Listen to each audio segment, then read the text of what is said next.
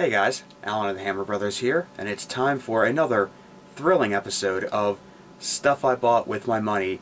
I'm making a YouTube video about it. Stuff I bought with my money, I'm making a YouTube video about it. Well, over the past weekend, Sunday it was, as of this recording, I was in Monroeville, just outside of Pittsburgh, and well, while I was there with a friend, doing a little bit of shopping, and hey, when I go out, I try and look for old games. So, what'd I pick up this weekend? Well, the first place I went to was a chain around the Pittsburgh area. It's probably national, I don't know. It's a place called Half Price Books. Now, it sounds kind of counterintuitive. Why would you go to a bookstore to look for video games? No, I'm not filming episode 2 of my Game Chaser parody yet. But this chain, Half Price Books, also has DVDs, CDs, records, and electronics and video game stuff, along with the huge book selection. So, I found, at this particular bookstore, a copy of The Legend of Zelda, a classic. But this is kind of unique in that all of the original versions of Legend of Zelda, as you know, is the famous gold card. Hold on, just a quick second.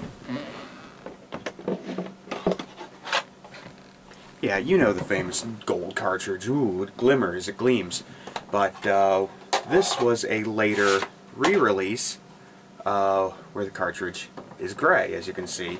So this was a later version of the system. This game pack must be cleaned regularly. Use the NES cleaning kit only.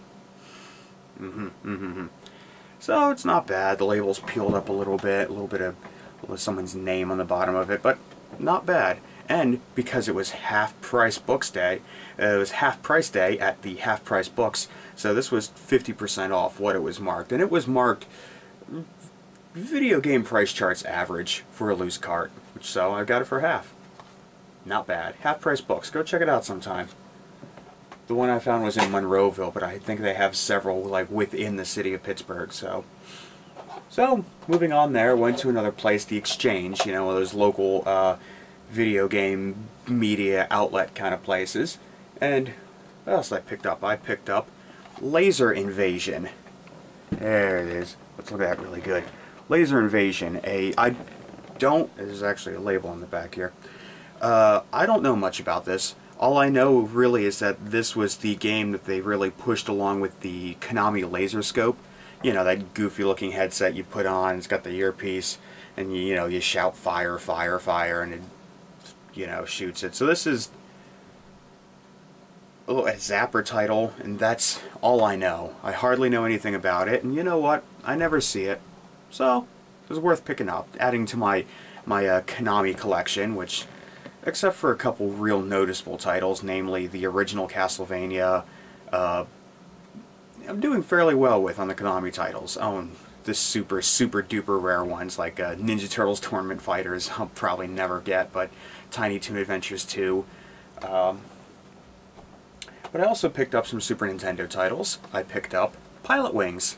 Yeah, you know that one, the glorified Super Nintendo tech demo, Mode 7 scaling, it does this the whole way through the game, and you gotta do this. Never had it. Super NES launch title. Another big one for the collection, I think. I would definitely like to try and find Pilotwings 64 at some point. I've read a lot about it in Nintendo Power. Always thought it looked amazing. Never got a chance to try it, so put that on the list there after I give Pilotwings a try. And the other game I found was this one. This is Tiny Toon Adventures Wacky Sports Challenge on the Super NES, obviously. And this is another I think it's later in this Super NES lifespan this came out, because I remember reading a 2-page spread in Nintendo Power about this game, wedged in between the Nintendo Ultra 64 hype.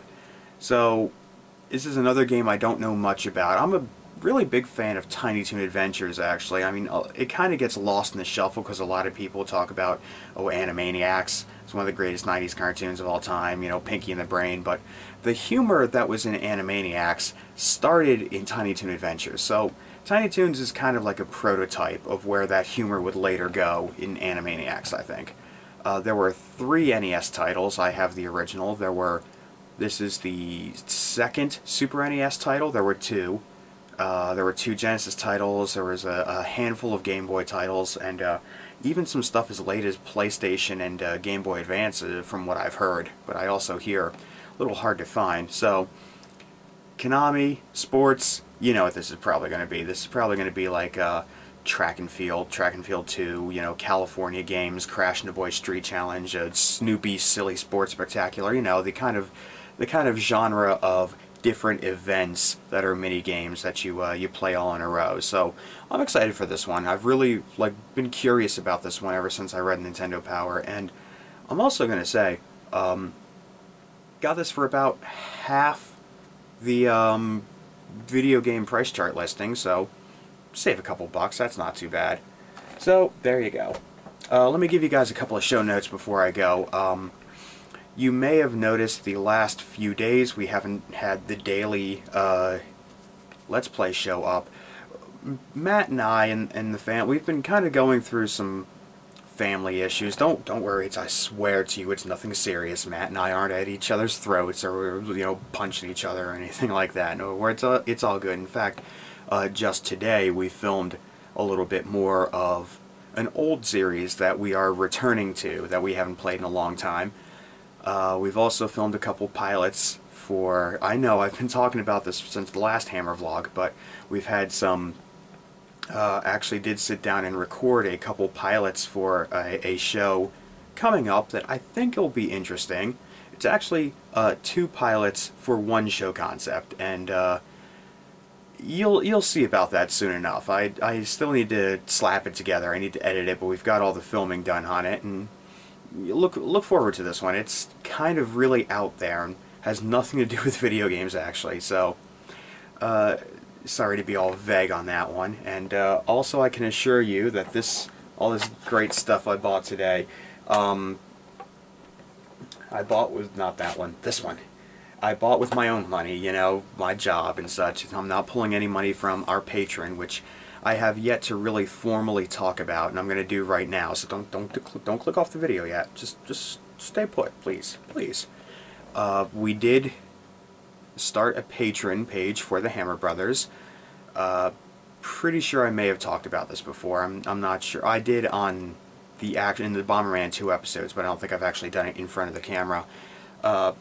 Patron is a website where, if you don't know, it's where they call them creatives, you know, a musician, artist, YouTuber, that sort of thing, webcomic artist, will set up monthly recurring pledges from supporters, financial supporters. And we have one of those set up, and I want to give like a very special thank you to the people supporting the Hammer Brothers right now. And I will let you guys know if you feel like you'd like to monetarily support the show. Every single dollar Matt and I will appreciate to the end of the earth and back. We have the link right here, probably, you know, waving my hand, here it is.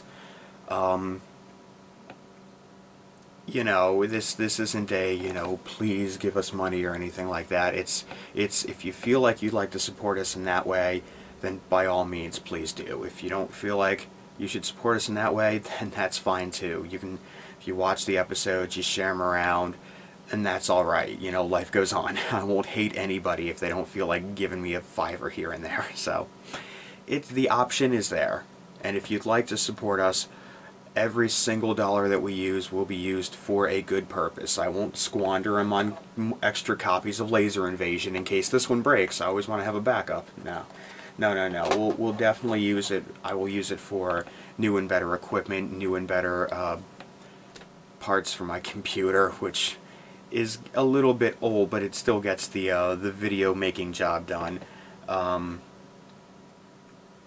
Other things I may want to use for the show. So, and we do have other concepts.